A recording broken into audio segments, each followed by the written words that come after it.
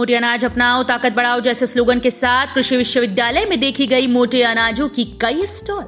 प्रधानमंत्री नरेंद्र मोदी की पीएम प्रमाण योजना और मिलेट्स उत्पादन यानी ह्यूमन हेल्थ की इम्यूनिटी को ध्यान में रखते हुए भागलपुर के बिहार कृषि विश्वविद्यालय में एक खास मेले का आयोजन किया गया। बिहार में नीतीश सरकार के द्वारा चौथे कृषि रोड मैप में इस बार उक्त मसले पर ही जोर दिया जा रहा है। बिहार के सबौर में बिहार कृषि विश्वविद्यालय के परिसर में पूर्वी भारत के उस मेले में किसानों के लिए ज्यादातर प्रदर्शनी मिलेट्स उत्पादन और सॉइल हेल्थ को लेकर सजाई गई। खासकर रागी, जौ, मंडुआ, बाजरा जैसे मोटे अनाज उत्पादन पर जोर दर्शाया गया। मेले में किसानों के लिए अन्नपूर्णा देवी की प्रतिमा लगाकर सामाजिक और मानवीय तौर पर जोड़ने का प्रयास किया गया था।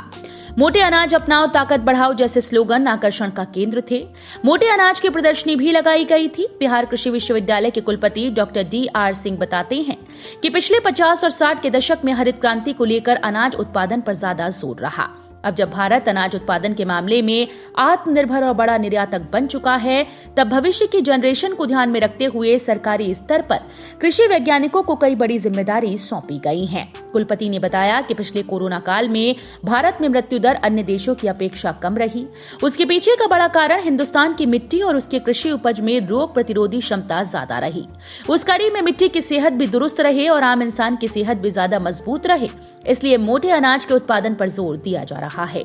चूंकि हाल के दिनों में यूनाइटेड नेशन ने भी वर्ष 2023 को मिलेट्स उत्पादन वर्ष के रूप में घोषित किया, यानी कहें तो मेरे देश की मिट्टी सोना उगले, उगले हीरे मोती जैसी कहावत एक बार पुनः चरितार्थ हो सकती है। ह्यूमन हेल्थ इंडेक्स में अव्वल बना रह सकता है। पीएम प्रणाम योजना मोटे अनाज के उत्पादन पे जोर। अब आने वाले समय में बिहार सरकार का बजट आएगा, उसके पहले एग्रीकल्चर रोड मैप को लेकर किसानों से संवाद भी हो गया।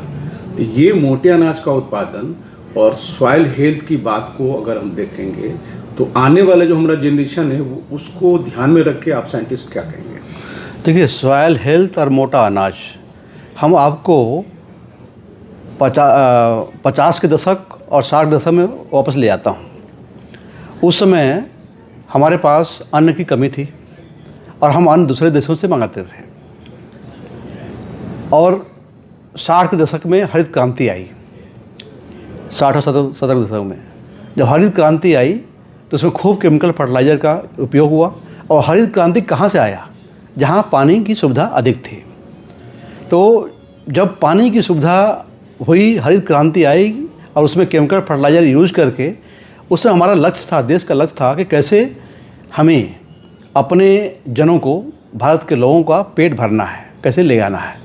तो उस समय खूब फर्टिलाइज़र का यूज करके उत्पादन हुआ और आज भी उसका असर है कि हम अच्छा उत्पादन करके, नई तकनीक डेवलप करके, और हम आज अनाज हम सेल्फ सफिशिएंट तो हैं ही, हम दूसरे देशों को भी भेज रहे हैं।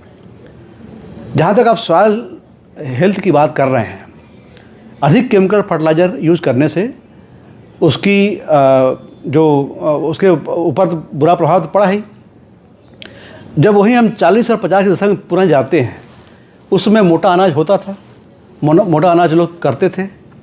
लेकिन उस मोटे अनाज को लेकर के, क्योंकि उसमें तकनीक उसी नहीं थी और उत्पादन कम होता था, उसके प्रोसेसिंग में समय लगता था और लोग कहते थे कि ये गरीबों का खाना है, ऐसा एक धारणा बना। और जैसे ही सिंचाई की व्यवस्था हुई तो हमने धान, गेहूं के लोग चलने लगा और केमिकल फर्टिलाइजर का अधिक उपयोग से। लेकिन आज फिर हम पीछे जा रहे हैं। क्यों पीछे जाने का कारण यही है कि जो आजकल जो मार्केट में जो फूड हैबिट लोगों का हो गया है, अगर उसको आप गौर से देखें तो हमारे स्वास्थ्य के लिए और हमारे आगे पीढ़ी के लिए बहुत खतरनाक है, अच्छा नहीं है। और अधिक केमिकल का फर्टिलाइजर का यूज करते हुए सॉइल हेल्थ की जो ऑर्गेनिक कार्बन है वो बहुत कम हो गई है। इसलिए हम जैविक खेती की तरफ जा रहे हैं। और मोटा अनाज बिना पानी या कम पानी से होता है। उत्पादन कम होने से भी उसका पैदावार होता है